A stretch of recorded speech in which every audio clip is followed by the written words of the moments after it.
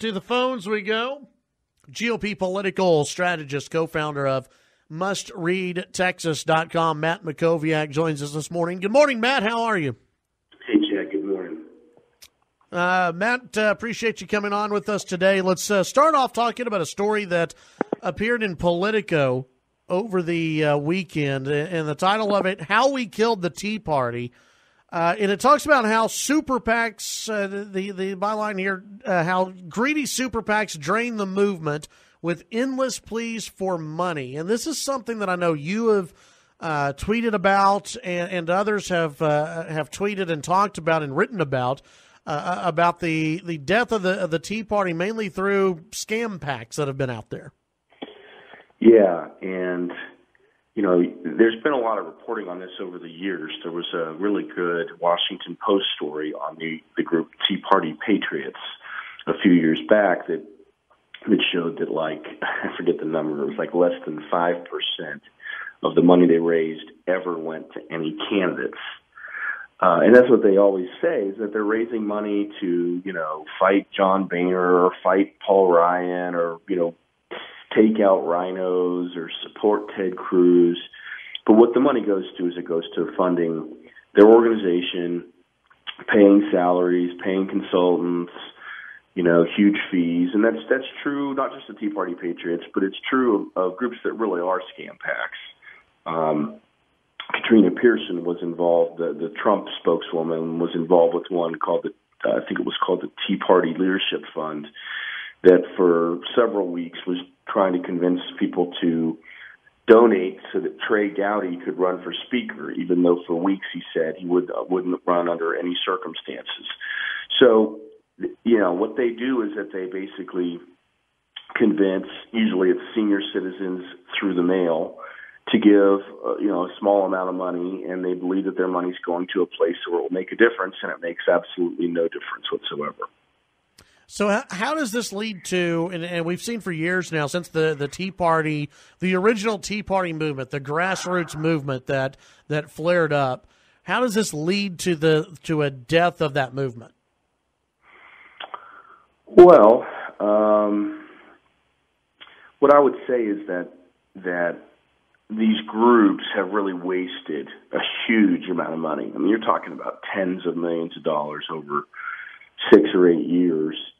Money that they could have been spending on really building up infrastructure, on field staff, on effective paid communications, on building grassroots leadership across the country.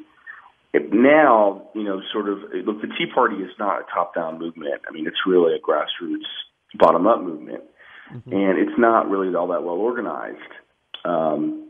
It's kind of amorphous.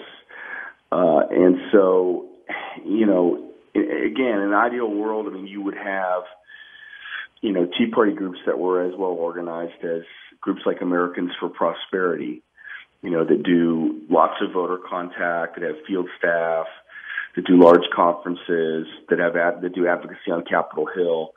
The Tea Party just doesn't really have that. I mean, they do have the Tea Party Patriots and Tea Party Express, and those are large groups, and they have good lists, and they raise a decent amount of money, and they do have some impact. But they don't have anywhere near the impact they could have. And there's, outside of those two groups, there's 5 or 10 or 15 more that are just totally scams that have almost no impact whatsoever. Have made a lot of people very wealthy. Visiting with Matt Mackowiak. It's an interesting article that folks can find on Politico.com. Check that out today. Let's move on to some of the Trump stuff. There was a story in Politico as well. The RNC reportedly thinking about shifting around money in October if Trump doesn't improve in the polls in swing states. This is really nothing new. The last time they did this, I think, was when Bob Dole really ran against Bill Clinton. They've got to be looking out for more than just the White House. They have to look out for keeping a Senate majority and a House majority too. Is that the game plan, basically? Yeah, that's exactly right, and you're correct that in '96 they did this when it was clear Dole was going to lose to Clinton. And of course, with Dole, he had been the Senate Majority Leader. He was an insider. He wasn't an outsider. Obviously, if this happens, it will really anger the Trump support universe. But I mean, Trump is heading down. He's going down hard right now, and it appears it's going to keep getting worse, not better. They're wasting time in states that aren't competitive. Every day it's some new controversy. They have one field office open in Florida. I mean, it is just an unbelievable disaster. And so, I think, you got to remember the RNC, their responsibility is not just to Trump. Trump is the nominee. And so, they're partnered, they're temporarily partners. But, they don't just have the White House to worry about. They have the House and the Senate as well, in addition to down ballot races. And so, if we get to a point where it's clear Trump cannot win, and we're not there yet, and I don't think the RNC will make that call until at least after the first debate, September 26th. But if we get to that point, I think they will make that call. Whether they make it publicly or not, I don't know. But they have to do what's best for the Republican Party, not what's best for Donald Trump. Right now, those interests are aligned, but they may not be aligned forever. What does Donald Trump's supposed to give a speech about ISIS and defeating terrorism? He's obviously not going to pivot to the nicer Trump. That's something, and even he says that he's going to stay true to who he is, which, that's how he won the primary, and he's not going to pivot, and Hillary Clinton's not pivoting either, it looks like. So you have two candidates who are severely disliked throughout the country. They're not really going to change. What does Trump have to do when it gets to the debate to change his to change the perception of Trump, to bring more people on board? What does he have to do, you think? Well, I think you can sum that up in one sentence and say, he needs to prove himself to be a credible president of the United States. He doesn't have to be better than Hillary or more substantive or something like that. I think people know that he doesn't know as much about issues as she does. But he's got to show himself, not to be an embarrassment, not to be underqualified. And people will be willing to accept a mistake on an issue here or there. But in the grand scheme of things, he's got to be reasonably well prepared. And that's where I have real concern. Is we got 40 or 45 days left till the first debate.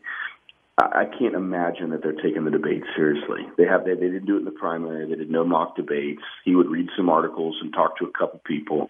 That's not a serious debate prep. And even in the primaries, because you had 9 candidates on stage and in questions and commercials, he would only talk 12 or 14 minutes in each debate. He's going to talk for 30 or 35 minutes with an audience that's not allowed to make noise, with one questioner, and a very substantive, very serious Democratic opponent on the other side. There is nowhere for him to run and hide.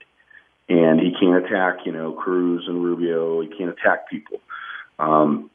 He may try to attack Hillary, but sometimes it's very dicey when male candidates attack female candidates. It's a very tricky thing. So I have pretty low expectations. If he were to do reasonably well, I think he would benefit, because I think a lot of people have low expectations.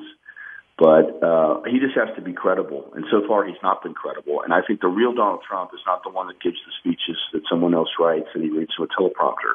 The real Donald Trump is the guy you see at the rallies. And that's where he's undisciplined, unfocused, at times unhinged, and he's saying what he really thinks. And some of that's fine. Some of it's good and it's on message. A lot of it is off message, and that's why his campaign has been off the tracks of late. Visiting with Matt Mackowiak. Matt, there was a controversy that was reported, I guess, in the New York Times yesterday, and it involves Paul Manafort and Russia. What is this all about? Yeah, so Manafort has been a lobbyist for a long time, and he's done a lot of foreign work. He's lobbied foreign governments. And he's worked for some bad people, some real dictators. One of whom was the recently deposed, I guess not that recently, but somewhat recent, Ukrainian President Yanukovych, who was essentially a Putin ally in Ukraine. And so the New York Times sent 3 reporters to Ukraine, and they dug up some documents and found that it appears that Manafort was paid almost $13 million in cash that was undisclosed. So that never would have shown up on his lobby forms that he has to file with the United States government, And there's also questions about what the money was to be used for. They were trying to rig elections and pay off elections officials. There was a deal with the cable television company that was, perhaps questionable. So, it again reinforces this idea that Trump is somehow aligned with Putin, and that Putin strongly prefers Trump to be the nominee, which of course came back when WikiLeaks undermined Clinton and the DNC before the Democratic National Convention, because there's a strong suspicion that Russian intelligence is the organization that provides WikiLeaks with all their information. So, I think this is a tough situation for Manafort. We'll see if he can hang on. I think it's going to be very tough the next couple of days. But what it does is it makes Trump have to answer more questions about Russia, when honestly it's an issue he should be on offense on, because, Hillary presented Russia with the reset button, which was a total failure. It was naive and ridiculous. And so it's just one more distraction, one more controversy. It's one more thing people will talk about today instead of talking about his national security and terrorism speech, which he's giving in Ohio. Visiting with Matt Mackowiak. Matt, I know you're traveling, but what can people find on mustreadtexas.com? Yeah, just starting an update for today. The one thing I will point out is Texas Tribune has an article. I guess they interviewed Katrina Pearson, the Trump spokesperson that primaried Pete Sessions in Dallas in 2014 and lost like 60 to 40%. There was some question about whether she might be willing to primary Ted Cruz in 2 years for U.S. Senate. She apparently said, "You never say never in politics." So that's one thing to keep your eye on going forward.